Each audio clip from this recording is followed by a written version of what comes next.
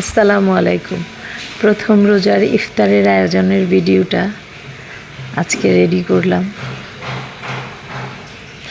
পাতলা পাতলা করে লেবু স্লাইস করে গুড়ের শরবতে ভাসতেছে, কারণ আমরা সবাই জানি লেবু এখন সোনার ডিম। ভীষণ দামি লেবু। তো যাই হোক, 5টা লেবু বাসায় নিয়ে আসছিল, একটা করে প্রতিদিনই শরবতে দিচ্ছি। আর গুড়ের শরবত, তোকমা, ইসুপগুলটা পরে মিক্সড করব খাওয়ার একটু আগে। এটা জাস্ট এখন ভিজিয়ে রাখলাম। শরবত রেডি। আর আমি আলুর চপ করব। এই তো বিফ ছোট ছোট কুচি করে, পেঁয়াজ বেরেস্তা, কাঁচামরিচ, চাট মশলা, বিভিন্ন গরম মশলা মিক্সড করে আলুর ভর্তা হবে। সেই ভর্তাটা দিয়ে আলুর চপ করব। বরাবরই আমি হোমমেড খাবারের অনেক ভক্ত। বাহিরের অনেক ভালো এক্সপেন্সিভ খাবারও আমি পছন্দ করি না। আমি বরাবরই হোমমেড খাবার খেতে পছন্দ করি। আমার ফ্যামিলিও হোমমেড খাবার খাবে, এটা আমি চাই, এবং ওদের জন্য সবসময় সব রেডি করি। তো আমি অনেকগুলি চপ রেডি করে বক্সে বক্সে করে রেখে দিয়েছি, ডিপিং করে। দেখা যাচ্ছে 8-10 দিন চাইলে এটা খাওয়া যাবে, আর যেদিন খাবো না সেদিন থেকে যাবে। এটা অল্প সময় ফ্রিজে রেখে আমরা ইফতারে খেতে পারবো।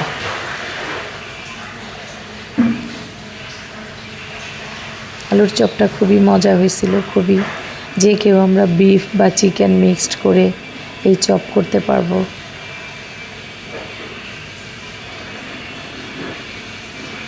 প্রথম রমজানের জন্য ফ্রুটস নিয়ে আসছিল, তো ফ্রুটস কেটে কুটে রেডি করছি।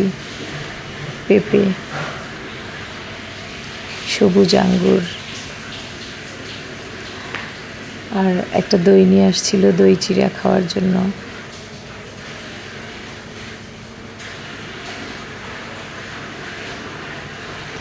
আলহামদুলিল্লাহ, আমি দই চিড়ার সাথে কিছুটা ফ্রুটস দিয়েছিলাম। এ তো আমার ছাদ বাগানের আনার, পাকা কলা। এখন কলাটা খুব একটা ভালো না, খেতে অনেক বেশি টেস্টি হয় না। আর মিষ্টির জন্য খেজুর কেটে নিয়েছি। আমি এখানে কোনো চিনি গুড় ইউজ করব না। তারপরেও যদি আমার বাচ্চাদের মিষ্টি দরকার হয়, ওরা একটু মধু মিক্সড করে খাবে। আমার বড় ছেলেটা মিষ্টি খাবার খেতে ভীষণ পছন্দ করে, খুবই ঝামেলা ওকে নিয়ে। এই তো আমার ছাদ বাগানে একটা মাত্র আনার ছিল, তো ফালুদার মতোই দই চিড়া মিক্সড করে নিচ্ছি। চিড়াটা হালকা ভিজিয়ে নিলাম ধুয়ে। কলা, খেজুর দিয়ে দিব, দই।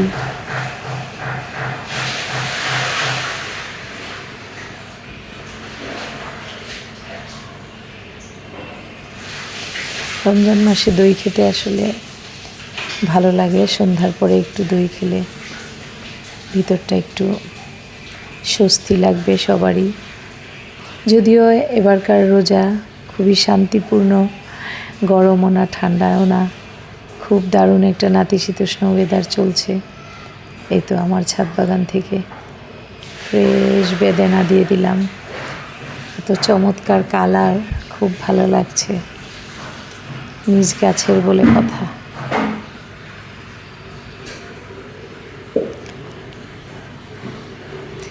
একটা বেদানা পেয়েই আমি মনে হচ্ছে 5 কেজি বেদানা বাইরে থেকে আনলেও আমি এত ভালো লাগতো না। আর এটা ছিল ঘুমনি, ছোলা, এগুলি স্বাস্থ্যের জন্য খুব ভালো। তো ঘুমনি রেডি করে নিলাম। আর ভাজা পোড়া ওইদিকে হচ্ছে, এইটুকু জাস্ট রেডি করে টেবিলে কেটে কুটে রেডি করে দেন ভিডিও করলাম।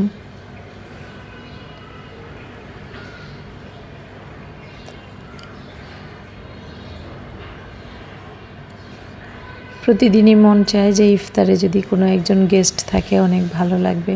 এই তো চপ ভাজার জন্য এখন বের করে দিছি।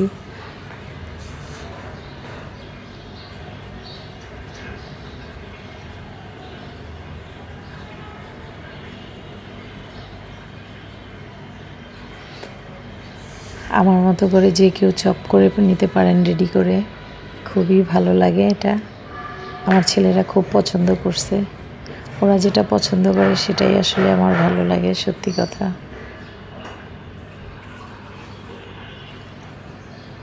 ছাদে গিয়ে স্ট্রবেরি পেলাম, সেই স্ট্রবেরিটাও দই চিড়ার উপরে দিয়ে দিলাম, দেখতে আরও ভালো লাগছে, লোভনীয়।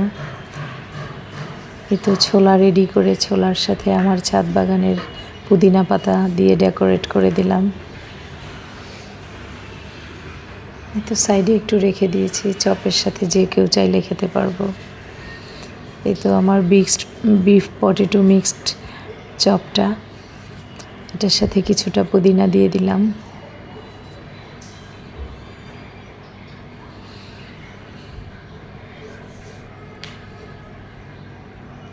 জাস্ট একটু হেলদি খাবারের চেষ্টা বরাবরই আমার থাকে। পেঁয়াজু, আর এটা ছিল আমার ছাদ বাগানের পালং পাতার চপ। এটা কিন্তু খেতে বেশ হয়েছিল। তো আলহামদুলিল্লাহ, প্রথম রোজার ইফতার ভাজা পোড়া একটু বেশি হয়ে গিয়েছিল। গেস্ট ছিল আমার কবির কাকা, তাকে ফোন করে নিয়ে আসছিলাম। 2-1 দিন ভাজা পোড়াটা বাচ্চাদের জন্য করব, পরে আস্তে আস্তে কমিয়ে দিব, ওরাও আর খাবে না। আজকে সেকেন্ড রোজা, থার্ড রোজা, আজকে আমি ভিডিও করতেছি, আজকে থার্ড রোজা। তো আজকেই আমি আর ভাজা পোড়া করব না। আর এটা ছিল ডিমের চপ, খুবই ইয়াম্মি।